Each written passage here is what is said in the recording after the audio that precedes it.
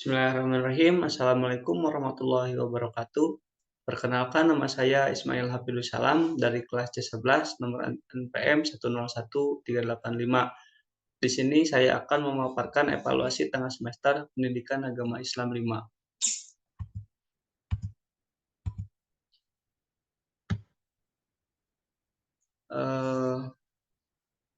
Takrif mengenai Al-Quran.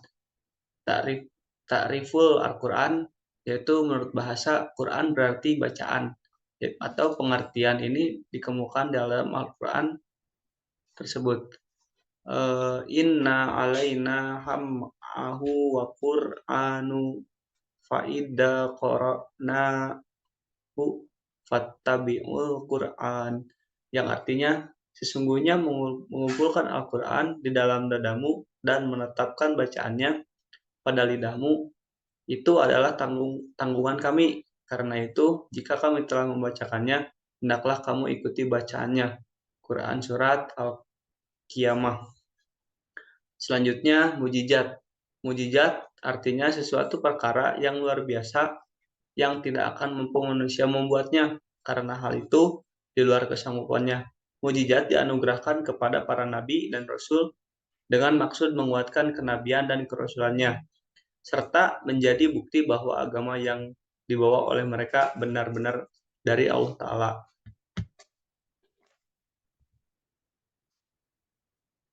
Yang ketiga, al-muna'lu ala qalbi Muhammad SAW.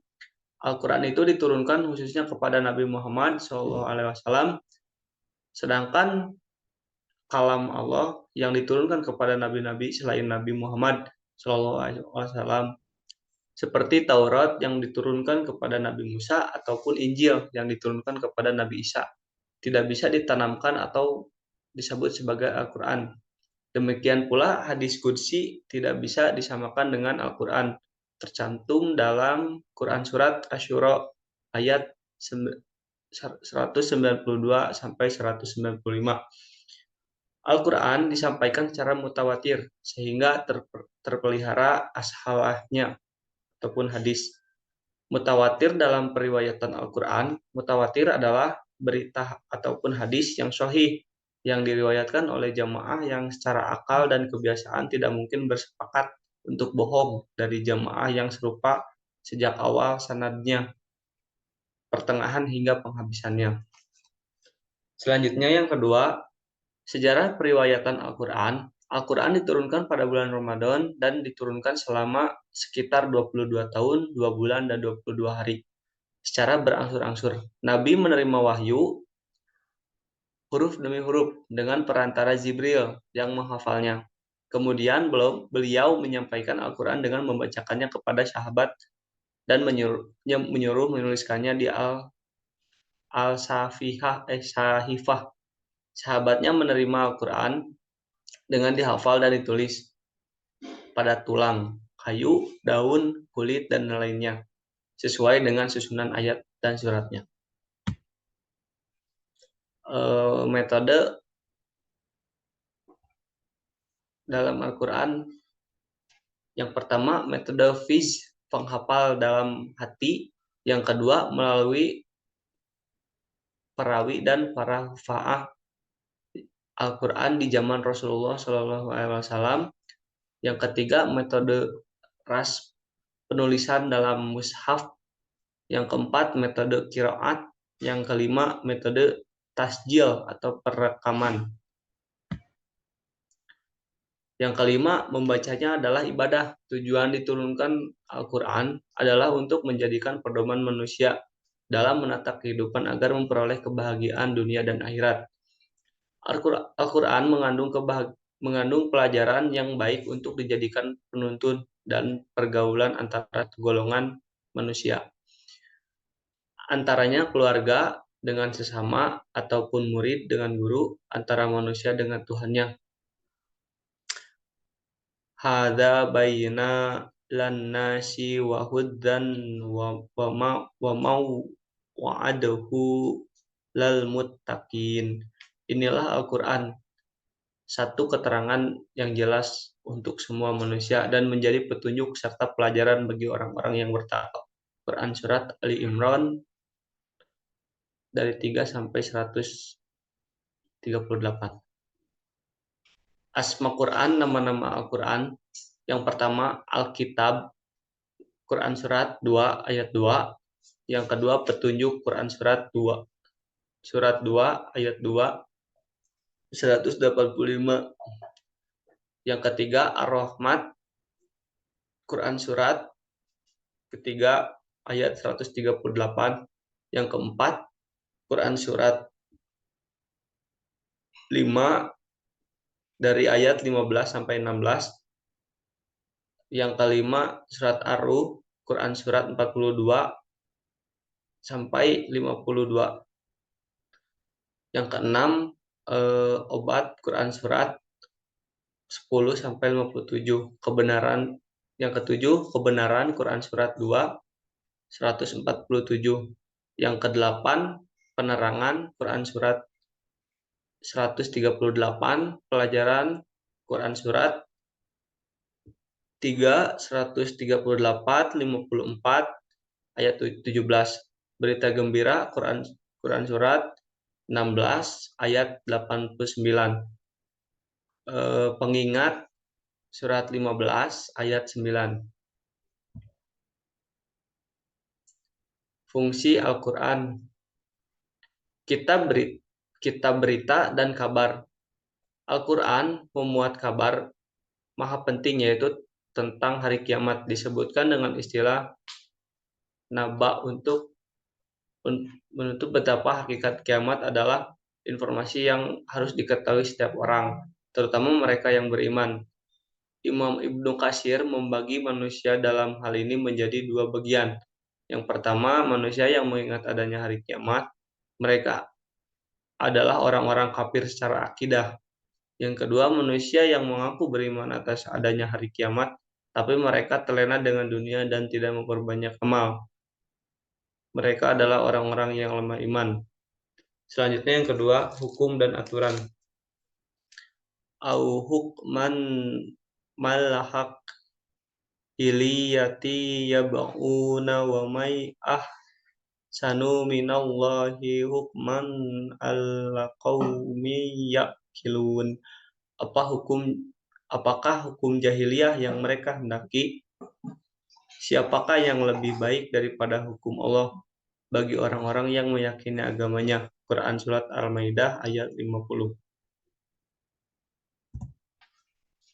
Kitab Jihad. Jihad menurut bahasa berasal dari bahasa Arab yang bermakna mengerahkan segala kekuatan untuk mencapai dan menegakkan kebenaran yang diyakini berasal dari Tuhan. Kata jihad adalah derivasi dari kata jahada, yajhudu, yang artinya adalah usaha yang sungguh-sungguh.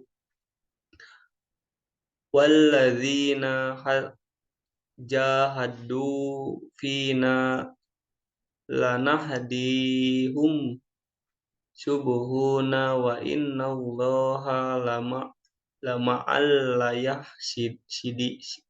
sinin.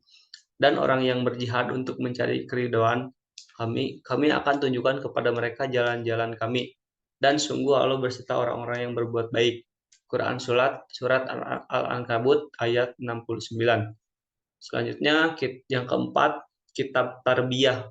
Dalam bahasa Arab, tarbiyah berasal dari kata roba'a yarbu, yang artinya bertambah dan berkembang. Sementara dalam literatur bahasa Arab, kata tarbiyah mempunyai bermacam-macam definisi yang intinya mengacu pada proses mengantarkan sesuatu menuju titik kesempurnaan sedikit demi sedikit. Tujuan utamanya tarbiyah, yang pertama membentuk akidah yang benar bagi manusia, yang kedua pengajaran ibadah yang benar-benar, yang ketiga menumbuhkan keinginan saling mengenal sesama manusia, yang keempat menyebarkan spirit kerja dan di antara manusia, yang kelima membentuk manusia yang berdedikasi Islam, yang keenam membentuk muslim yang menyeru pada Allah. Yang kelima, pedoman hidup. Al-Quran adalah kitab suci umat Islam yang diwahyukan oleh Allah Subhanahu wa taala melalui malaikat Jibril secara berangsur-angsur kepada Nabi Muhammad SAW merupakan kitab suci terakhir yang diwahyukan dan merupakan penyempurna kitab-kitab sebelumnya. Isi kitab suci Al-Quran mencakup seluruh inti wahyu yang telah diturunkan kepada para nabi dan rasul sebelumnya. Al-Quran adalah mukjizat Nabi Muhammad SAW yang tersebar di abad, di antaranya mukjizat-mukjizat lainnya. Oleh karena itu, Al-Quran idealnya menjadi pedoman sekaligus menjadi dasar hukum bagi kehidupan seluruh umat manusia dalam mencapai kebahagiaan di dunia dan di akhirat. Fa'il lam yastahji'una laka fal alam annama ya'bi'una ahum wa man aslu mimman taba'a wa haqqu ba'airi hudan minallah innallaha la yahdil qaumal zalimin. Maka jika mereka tidak menjawab tanganmu, maka ketahuilah bahwa mereka hanyalah mengikuti keinginan mereka, dan siapakah yang lebih sesat daripada orang-orang yang mengikuti keinginannya tanpa pendapat petunjuk dari Allah sedikit pun. Sungguh Allah tidak memberi petunjuk kepada orang yang zalim. Quran Surat Al-Qasas ayat 50. Kitab Ilmu Pengetahuan. Allah Subhanahu wa taala berfirman dalam Quran Surat Al-Alaq ayat 1-5. Yang pertama,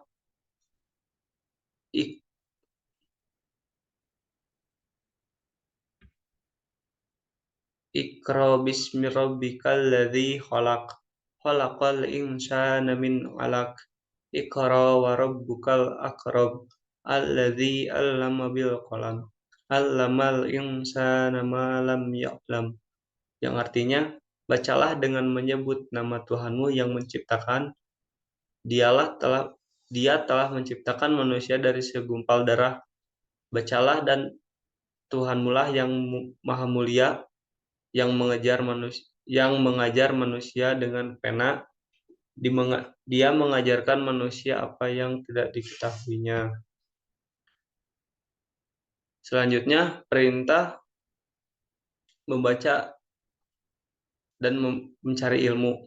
Quran Surat Al-Alaq khususnya ayat pertama menjelaskan mengenai perintah membaca. Perintah membaca dimaksudkan oleh Allah Subhanahu wa taala yang dimaknai sebagai seruan untuk membaca buku. Membaca kebesarannya, membaca diri sendiri maupun membaca alam semesta. Sehingga hal tersebut bisa membuat manusia menjadi pandai dan terhindar dari kebodohan. Dalam membaca kita harus memilah dan memilih apa yang kita baca sehingga berdampak positif terhadap diri kita. Tidak lupa kita harus menyebut nama Allah Subhanahu wa taala. Yang kedua, proses penciptaan manusia. Allah Subhanahu wa taala menerangkan proses terbentuknya manusia bermula dari segumpal darah. Selain itu, Allah turut menegaskan bahwa manusia merupakan sebaik-baiknya ciptaan, karena tidak ada makhluk hidup lain yang memiliki kemampuan dan wujud seperti manusia yang dianugerahi dalam berbagai kelebihan seperti pikiran dan perasaan. Yang ketiga, mempelajari ilmu pengetahuan baru. Melalui Quran Surat Al-Alaq ayat keempat, Allah menyebutkan mengajar manusia dengan pena, dan konteks ini dimaksudkannya adalah manusia harus mencatat berbagai macam ilmu pengetahuan baru melalui pena. Dengan pena, maka manusia akan menyampaikan gagasan, pendapat, serta berbagai macam ilmu pengetahuan. Yang keempat, ilmu pengetahuan berasal dari Allah. Allah Subhanahu wa taala akan membimbing dan mengajari manusia apa-apa yang belum diketahui sebelumnya. Secara perlahan, Allah akan memberikan petunjuk ilmu pengetahuan kepada orang-orang yang beriman, mengingat ketika dilahirkan di dunia, manusia tidak mengerti apa-apa. Sekian, terima kasih. Wabillahi taufiq wal hidayah. Wassalamualaikum warahmatullahi wabarakatuh.